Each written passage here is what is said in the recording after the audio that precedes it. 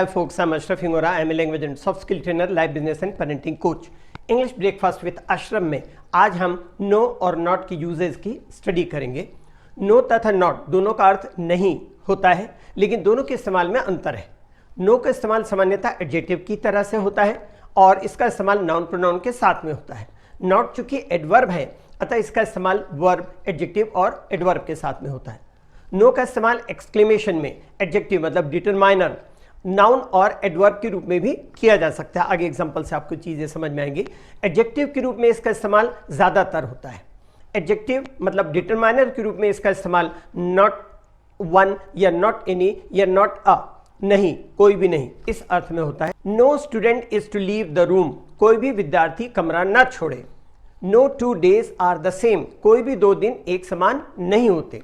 उसी तरह यह व्यक्त करने के लिए कि किसी चीज या किसी बात की इजाजत नहीं है, वहां पर भी नो का यूज करते हैं। एग्जांपल दिए हुए जैसे नो स्मोकिंग, धूम्रपान निषेध है। There is no telling what will happen next, बता नहीं सकते कि इसके बाद में क्या होगा। यहां स्मोकिंग और टेलिंग जीरंड है। जीरंड वर्बल नाउन होता है, वर्ब प्लस आईएनजी, और इसके साथ में नो का इस्तेमाल करते हैं क्योंकि नो एडजेक्टिव है। याद रखें, चूंकि नो एडजेक्टिव है, इसका इस्तेमाल नाउन के साथ में होता है, लेकिन नाउन के पहले आर्टिकल होने पर नॉट का इस्तेमाल होगा, क्योंकि आर्टिकल खुद एक एडजेक्टिव है और नॉट एडवर्ब है।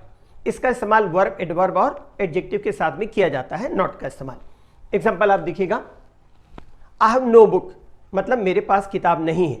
अगर हम कहते हैं I have not any book तो सेंटेंस ठीक है, क्योंकि हम बुक के पहले नो का यूज करेंगे, नॉट का यूज करना होगा, तो हमको उसके पहले कोई ना कोई एडजेक्टिव का यूज करना होगा। Similarly there is no program here या there is not any program here, यहां कोई कार्यक्रम नहीं है।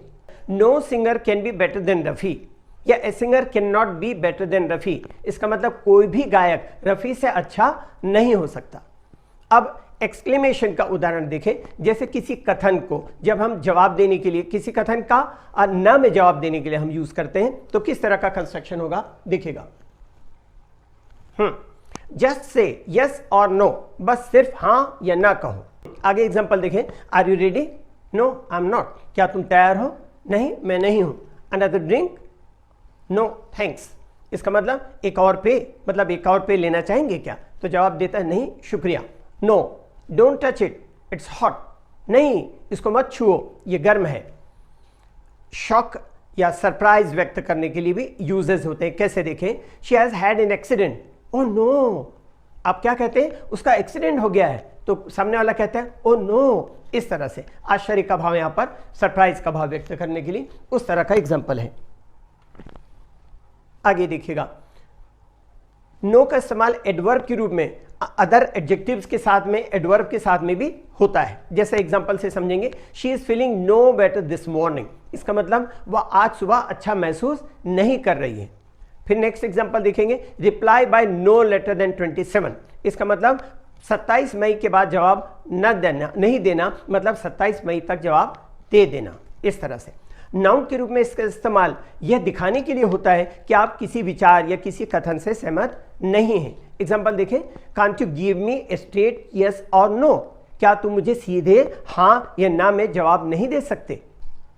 When we took a vote there were 20 yeses and 3 no's, यहां पर आप एग्जांपल देखेंगे, when we took a vote there were 20 yeses and 3 no's, जब हमने वोट लिया 12 हाँ थे और 3 ना थे, मतलब हाँ में 12 लोगों ने जवाब दिया और ना में 3 लोगों ने जवाब दिया। इस तरह फिर it was no easy matter, या आसान बात नहीं थी, it was no easy matter या आसान बात नहीं थी। इस तरह से आगे दिखेगा, नॉट का यूज कैसे होता है इसको देखें। नॉट एक एडवर्ब है, इसका इस्तेमाल वर्ब के साथ, इन्फिनिटिव के साथ, एडजेक्टिव के साथ और अन्य एडवर्ब के साथ में होता है। सिंपल से एग्जांपल्स है, देखिएगा, आई डिड नॉट या डिडंट गो देयर, मैं वहां नहीं गया या नहीं गया था।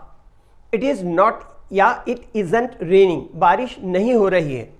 फिर एक और एग्जांपल देखें, आई कैन नॉट या कांट सी फ्रॉम हियर, मैं यहां से नहीं देख सकता।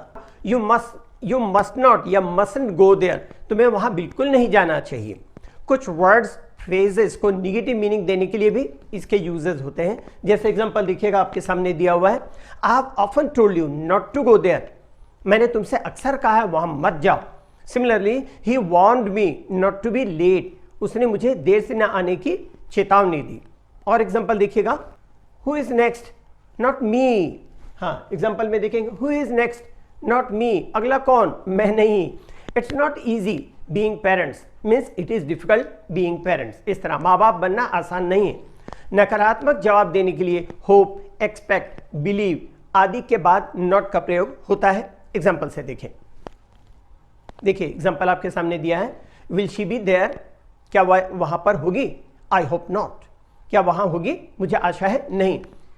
Is it ready, I am afraid not, क्या यह तैयार है, मुझे अफसोस है। यहाँ अफ्रेड का मतलब होता है अफसोस, अफ्रेड का मतलब डर भी होता है, लेकिन इस कॉन्टेक्स्ट पर यहाँ पर अफ्रेड का अर्थ होता है अफसोस, मुझे अफसोस है नहीं।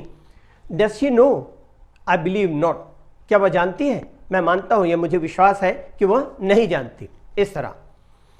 हाँ, नॉट का इस्तेमाल यह बताने के लिए भी होता है कि आप ये नहीं चाहते या इस बात की इजाजत नहीं देते। सम मोर, नॉट फॉर मी, थैंक्स, कुछ और चाहिए क्या, ये कहने का भाव आता है। तो नहीं मुझे नहीं चाहिए, ये सामने वाला बोल रहा है शुक्रिया।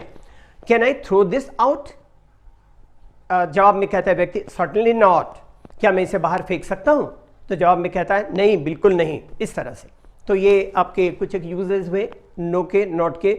आपको पता होना चाहिए कि किस किस तरह से यूजेस होते हैं, ताकि आप जब इंग्लिश में बोलें तो आपकी मिस्टेक्स ना हो। ग्रामेटिकली लोग ये ज़रूर कहते हैं कि ग्रामर की ज़रूरत नहीं है, बिल्कुल ज़रूरत नहीं है, लेकिन ऐसी भी इंग्लिश ना हो कि आप कहना कुछ और चाहे मीनिंग कुछ और निकल जाए। तो इसलिए ग्रामर की एटलीस्ट इतनी जानकारी होनी चाहिए। और अच्छी ग्रामर की जानकारी में बुराई भी क्या है, अगर आप बहुत अच्छी तरह से इंग्लिश बोलते हैं, ग्रामेटिकली करेक्ट इंग्लिश बोलते हैं, तो उसमें बुराई नहीं। और अगर मान लीजिए आप ग्रामर को छोड़ दो, सिर्फ इंग्लिश बोलते रहो, बोलना आ जाएगा, नो डाउट बोलना आ जाएगा, आ जाता है, लेकिन आपकी इंग्लिश ऐसी होती है कि आप अंधों में काना राजा होते हैं। उन लोगों के बीच इंग्लिश बोलने की हिम्मत भी नहीं कर पाते, क्योंकि वहां जब वो सुनते हैं आप उनकी इंग्लिश और आपको लगता है हमारी इंग्लिश में इतनी मिस्टेक्स हो रही हैं, तो आपका कॉन्फिडेंस और डगमगा जाता है। और सबसे बड़ा नुकसान ये कि चूंकि गलत बोलने के आप आदी हो जाते हैं, इसलिए सही इंग्लिश बोलने के लिए आपको बहुत ज़्यादा समय फिर से देना पड़ता है, क्योंकि उस गलती को, जैसे किसी मकान को तोड़ करके नए सिरे से बनाना ज़्यादा समय लगता है, बजाय ज़मीन पर अगर प्लॉट है वहाँ पर आप कोई मकान बनाते हैं। तो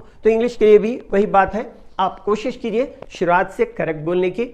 मिस्टेक्स तो होंगी, गलतियाँ होंगी, सुधारते जाइए। ऐसा नहीं कि गलती है चलता है चलेगा वाली बात, और आप उस तरह से बोलेंगे तो आप अंधों में काना राजा रहेंगे। ये बुक आपके सामने है, 656 पेज की बुक है, मार्केट में अवेलेबल है। 10 से 15% डिस्काउंट पर बुक शॉप वाला देगा। मुझसे लोगे तो जिस बुक शॉप वाले को हम देते हैं जिस डिस्काउंट पर 34% डिस्काउंट पर, उसी डिस्काउंट पर आपको देंगे। आपको ये अवेल कराई जाएगी 180 रुपये, 180 रुपीज़ डिस्काउंट पर। खास करके मैं रिपीट करता हूँ बार बार, तो लगता भी होगा तो अपनी बुक की मार्केटिंग कर रहे हैं।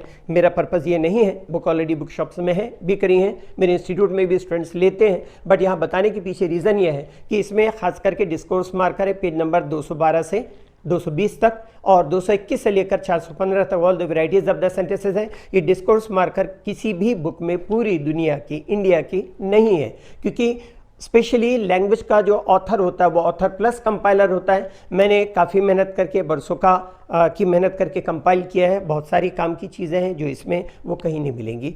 ये आई एम श्योर ये बुक आपके लिए ट्रेजर ट्रोव साबित होगी, ख़जाना साबित होगी, और जिनको ज़रूरत होगी मुझसे कांटेक्ट कर सकते हैं। इंग्लिश के लिए आप मेरे channel English breakfast with Ashraf and soft skill के लिए Ashraf the mover and shaker को लाइक, शेयर एंड सब्सक्राइब करें। कमेंट सेक्शन में कमेंट करें, बेल आइकॉन प्रेस करें और मेरी बुक ज़रूर पढ़ें। Thanks for watching.